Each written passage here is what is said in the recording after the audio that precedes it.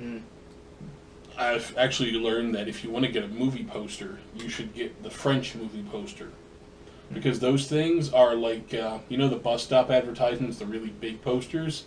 That's how the French do movie posters. Hmm.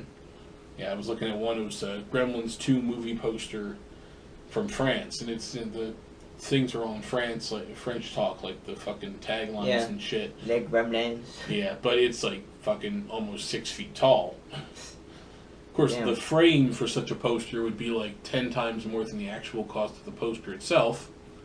Kind of sucks, but Yeah, can you imagine it? I mean, could you imagine if this entire back wall was just a big ass Gremlins 2 poster? That'd be kind of neat. And just like fucking get rid of all the rest of it, and just like boom, Gremlins. Yeah, that's how you'd be able to tell our new season. Because Gremlins. Exactly. Yeah, the posters themselves are, well, I wouldn't say they're inexpensive because $30 plus another 20 something for shipping, that's pricey for a poster. But yeah, the coverage value of that wall piece, nuts. Indeed. Yeah. I was also thinking about some of my unnecessary collections. Like, I was collecting action figures for a while, but the way I collected was just like I bought what I liked instead of buying like complete sets of things, unless I liked the complete set. Then I bought it. But, and I was looking around and I'm like, shit, I got so much crap. And it's like, if I had a place to put it where I could like display it, it'd be great. But, a 1-bedroom apartment's not going to do that. A 2-bedroom apartment could barely even begin to do that. Yeah.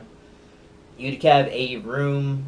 You'd have to have a pretty big freaking room to display everything. I'd have to have like one of those garage family room deals like we had at the one house we rented. Yeah, and just turn it into a museum, basically. Yeah, basically just fucking, put the shelves everywhere, every flat surface covered in random action figures and collectibles.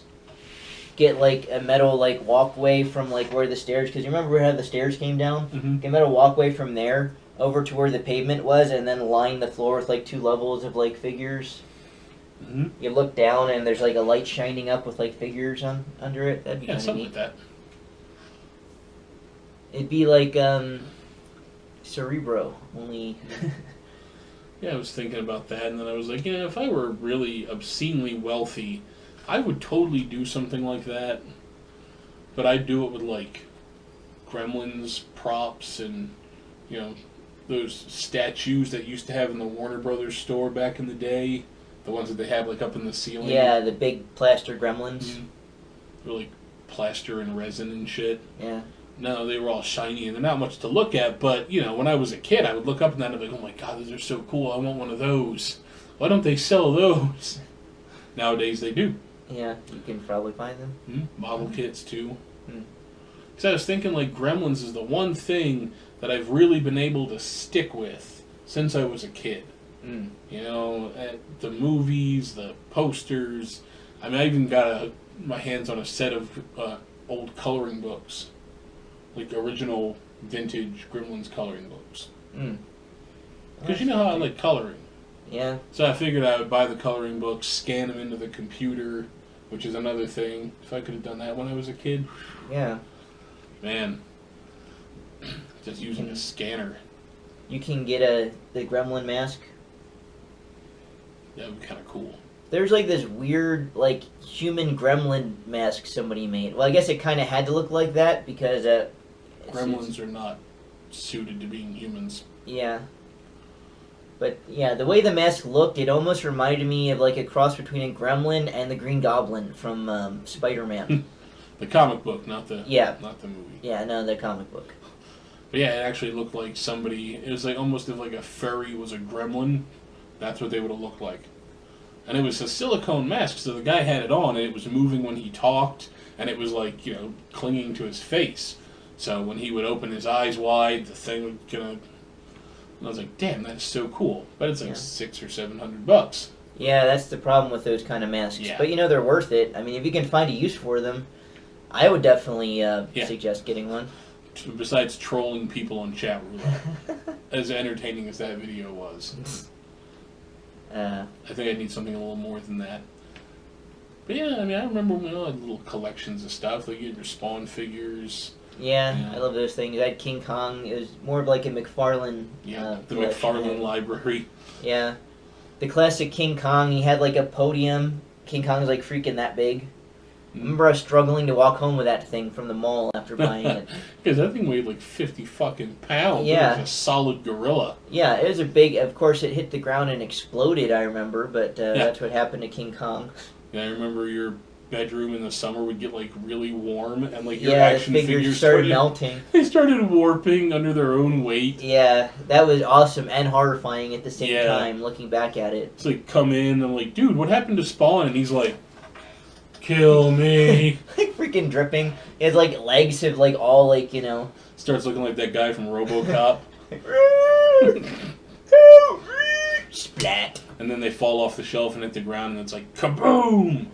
Because Yeah. a lot of those old McFarlane figures weren't exactly durable. Yeah, they were mostly made for aesthetics. Yeah. The first ones, not so much. The first ones were like, little action figure kind of guys, that were designed for kids to play with, and they looked like it. Kinda. Like, I remember my cousin had the Overt Kill figure with the big heavy arms and legs and the hollow plastic body. Guess what happened the first time that hit the ground? Yeah. It was an easy fix, just had to glue it back together, but damn, first fucking day, drop, boom, pieces everywhere. Yeah. Yeah. But yeah, if you're looking to collect something, I would select something, I would say probably stick with something you're passionate about. yeah. Because, I mean, they've made lots of action figures of the Gremlins, and I have some of them. I just have to figure out exactly which ones I've already bought. Yeah. And then maybe I'll focus on getting more of those. Yeah. So for an adult collector, I'd say think back with something that you've been pretty steadily passionately Mhm. about, not something that you think you're just going to end up giving up on. Yeah, and certainly don't fall into that. Because, this is something I've been discussing with a lot of collectors, and I don't know if they're just not paying attention to me when I'm talking, or if they just think it won't happen to them. But so many people go out and buy, like, the rare variant covers for comic books, or the rare repaints of action figures, or the purposely made, really rare, like little collectible electronic figures, like the Skylanders. Yeah. They had the chase figures that were like occasionally they'd put out the gold version of a figure. Didn't do anything in the game different, but that figure was painted all gold. So it was like, oh my god, look at that, it's so cool. But in the long run, things are only going to be worth what people are willing to pay, and that's going to be Yeah. based on how many of them exist. So for every one person like me who would just go in and buy the comic to read it, and then, bag it up in plastic and keep it off to the side, maybe read it a couple more times, there's a few hundred die-hard collectors who are looking to get paid in 20 years, who are buying the rare variants, to the point where everybody's got the variant cover, but the guy with the original cover is the one who winds up making all the money, because everyone's like, well, I can get that rare one around the corner for $10 at the comic store, because everybody has one. It's not worth anything. Yeah. And it's like, remember I worked at Toys R Us, and there was that one guy who worked in the electronics department who bought every X-Men figure, playset, and vehicle when Oh, the first yeah. movie came out. He bought 2 sets. One to put in the attic so that it could collect value, and one set to give to his kid in a few years when they were old enough. And that part I understand. I was like, I'm going to buy this cool set of toys, and then when my kid's old enough to play with them, I'm just going to be like, surprise, big pile of toys. Surprise, motherfucker. Yeah, exactly. Big pile of toys. And, there's nothing wrong with that, except for the fact that while he was thinking that, every other person was thinking that too. And really, how much are the X-Men figures worth from the first movie? I mean, I'd have to go look up, stuff online, but it's not really a collectible that's in demand. Yeah. I mean, there's one thing, anything can be a collectible if there's enough of it where you can collect it, or collect it all. I mean, like, your Applause Batman mug that's still sitting up in the closet. Yeah.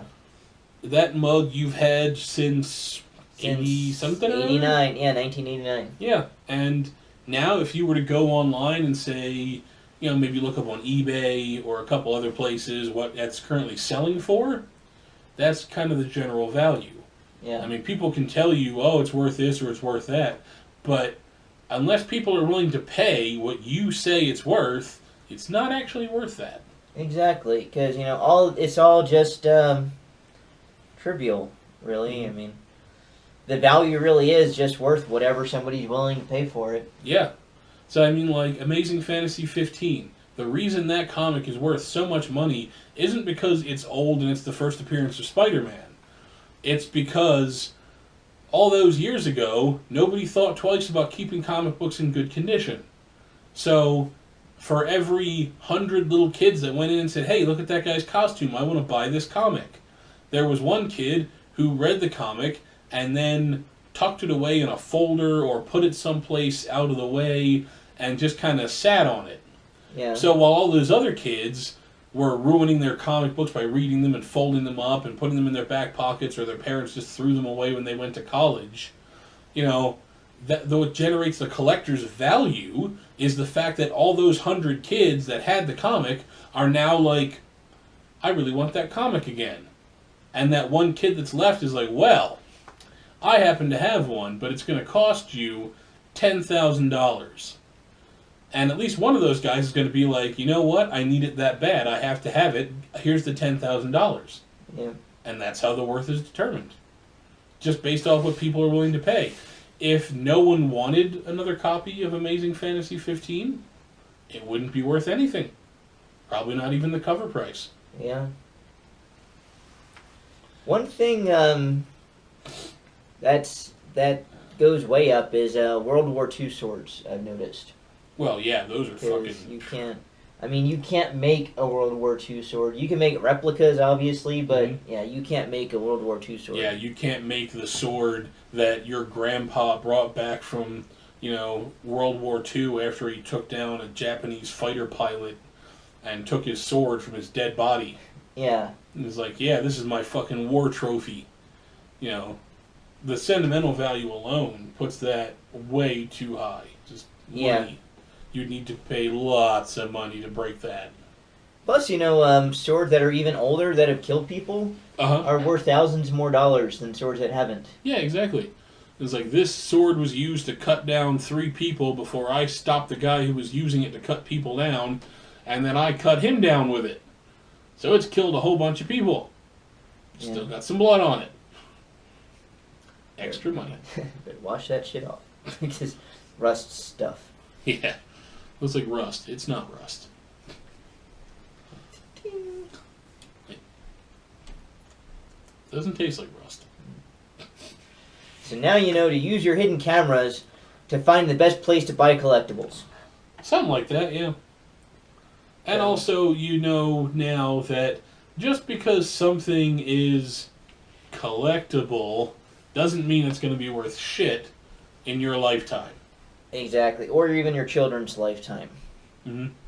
Well, maybe, because the longer something goes, the less there'll be of it. So yeah, let's say... Maybe, but that still falls under the same thing of like, okay, so that kid back in the day bought Amazing Fantasy, stuck it aside, and then over time, people lost their copies, and now they want his copy, so they pay more money.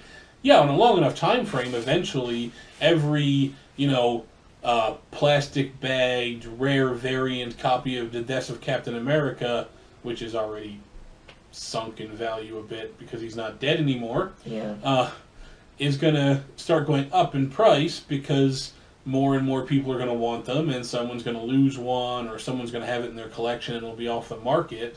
Yeah, or Nicolas Cage is going to buy 1,000 copies of Shalom Man and then smoke them with cigars. Yeah. And then my one copy of Shalom Man would be worth millions because it would be the last one ever because Nicolas Cage smoked them all. Exactly. Which is the only good thing he's ever done for me. Exactly. If you want to look up other crazy shit that Nicolas Cage has bought, maybe follow the link below. Maybe. If I remember.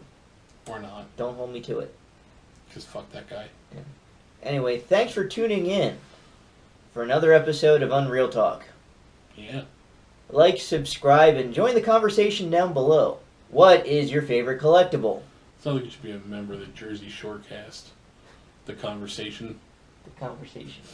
Instead of the situation, we have the conversation. We have the conversation. Look at my abs. Look at my abs. Like, oh man, the conversation's just getting started. This conversation Pull my could shirt go off. all day. Thanks for tuning in, folks.